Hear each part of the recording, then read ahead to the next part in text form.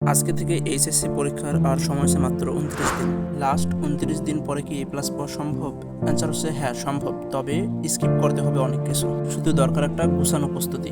Just এর মধ্যেই A+ অবশ্যই আসবে। এই ভিডিওটা 3 শ্রেণীর স্টুডেন্ট দেখতে পারে। এক হচ্ছে হাই লেভেল, 2 নম্বর হচ্ছে মিডল অ্যান্ড 3 নম্বর হচ্ছে লোয়ার। অ্যান্ড আমি এটাও জানি যে এখানে মিডল লেভেলের স্টুডেন্ট বেশি। এই ভিডিওটি কন্টিনিউ করে গাইডলাইনগুলো ফলো করলে অবশ্যই A+ আসবে। যারা একদম লোয়ার লেভেলের স্টুডেন্ট তারাও কমপক্ষে একটা ভালো রেজাল্ট করবে। ব্যক্তিগতভাবে আমিও একজন মিডল লেভেলের স্টুডেন্ট ছিলাম এবং আমার সব বেসিক ক্লিয়ার ছিল এবং ফাইনালি আমি GPA 5 এবং ঢাবিতে চান্স পাই। কিভাবে পেলাম? তো let's go started. Number 1, analysis your board question. Board question কিভাবে অ্যানালিসিস করা উচিত? বোর্ড কোশ্চেন সেভাবে অ্যানালিসিস করব, আমার বোর্ডে ধারাবাহিকভাবে কোশ্চেন আসতেছে একটা নির্দিষ্ট অধ্যায়ের কোন কোন টপিকগুলো থেকে। এখন এখানে টপিক বিভিন্ন হতে পারে, এক এক সালে এক একটা টপিক আসছে, তো আমাকে খুঁজে বের করতে হবে ওই অধ্যায়ের কোন 2টা টপিক বা কোন 3টা টপিক বেশি আসতেছে আমার বোর্ডে। চিহ্নিত করব সেই 3টা টপিক। সেই 3টা টপিক বাদে বাকি টপিকগুলো যে পড়বো না, এটা কখনোই করা উচিত হবে না। আগে ওই 3টা টপিক বেশি করে পড়তে হবে। ওই 3টা টপিকের মধ্যে আবার দেখতে হবে যে কোন টপিকটা আমার বছরের আগের বছরে কোশ্চেন আসছে, তো ওই টপিকটা আমার বছরে আসার সম্ভাবনা খুব কম। ওই 3টা টপিকের মধ্যে বাকি 2টা টপিকও খুবই ইম্পর্টেন্ট ছিল, অতএব আমার আগের বছর অর্থাৎ 2024 সালে যে কোশ্চেন আসছিল ওই টপিক থেকে, সেটা কিন্তু আসার প্রবাবিলিটি একটু কম। যে টপিক 2টা আসে নাই কিন্তু রেগুলার আসতো, আমার 2024 সালে আসে নাই, অতএব 2025 সালে সেটা আসতে পারে।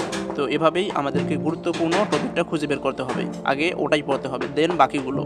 উদাহরণ হিসেবে দিনাজপুর বোর্ডের আইসিটি কোশ্চেনটার 3য় অধ্যায়ের কথা যদি বলি, 3য় অধ্যায়ে দিনাজপুর বোর্ডে 2টা কোশ্চেন আসছিল। একটা আসছিল সংখ্যা পদ্ধতি থেকে আর একটা আসছিল ডিজিটাল সার্কিট থেকে। তো সংখ্যা পদ্ধতি থেকে আবার গুরুত্বপূর্ণ একটা কোশ্চেন ছিল যে 2-এর পরিপূরকের মাধ্যমে যোগ। এই গুরুত্বপূর্ণ কোশ্চেনটা কিন্তু 2024 সালে দিনাজপুর বোর্ডে আসে নাই, অতএব এটা 2025 সালের জন্য কিন্তু ভীষণ ইম্পর্টেন্ট।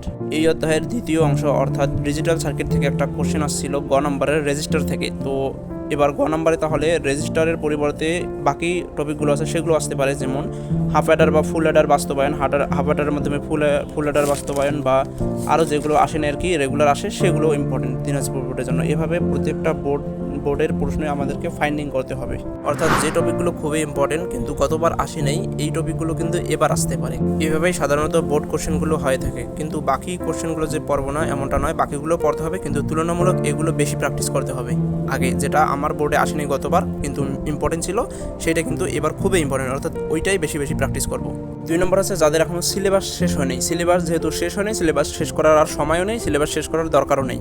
সিলেবাস শেষ না করে যে গুরুত্বপূর্ণ টপিকগুলো সকল বোর্ডে MCQ আকারে আসে, সেই টপিকগুলো একটু দেখে রাখতে হবে MCQ এর জন্য, জাস্ট নট লিখিত পরীক্ষা।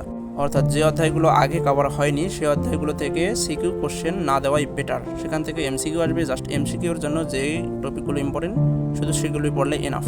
নাম্বার 3, একটা চ্যাপ্টারের যে বিষয়গুলো আগে বেশি ফোকাস করতে হবে সেটা হচ্ছে MCQ। অর্থাৎ কোনো একটা চ্যাপ্টার থেকে MCQ যদি না পড়ে সিকিউয়ে বেশি জোর দেওয়া হয়, তাহলে কিন্তু সে বোর্ড পরীক্ষায় ভালো করতে পারবে না, কারণ MCQটা আগে বেশি দরকার। MCQয়ে যদি কেউ 25-এর মধ্যে বা 30-এর মধ্যে একদম 20 মার্ক বা কাছাকাছি একটা মার্ক পায়, তাহলে কিন্তু A+ খুব ইজিলি আসবে, কারণ সিকিউ অতটা কেয়ারভাবে দেখে না, যেটা MCQয়ে রোবোটিক্সের মাধ্যমে খাতা দেখে। তাই A+ পাওয়ার পূর্ব শর্ত হচ্ছে MCQয়ে ভালো করা।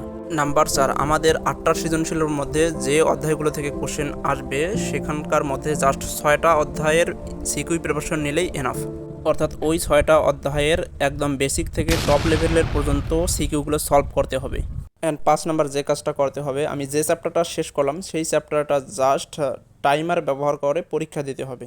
অতএব এই 5টি কাজ যারা নিয়মিত করতে পারবে তাদেরকে A+-এর পিছনে ছুটতে হবে না, A+ই তাদের পিছনে ছুটবে ইনশাআল্লাহ। তো ধন্যবাদ ভিডিওটি দেখার জন্য। জাস্ট এখন থেকেই এই কাজগুলো শুরু করো, ইনশাআল্লাহ একটা ভালো রেজাল্ট আসবে। Don't waste time.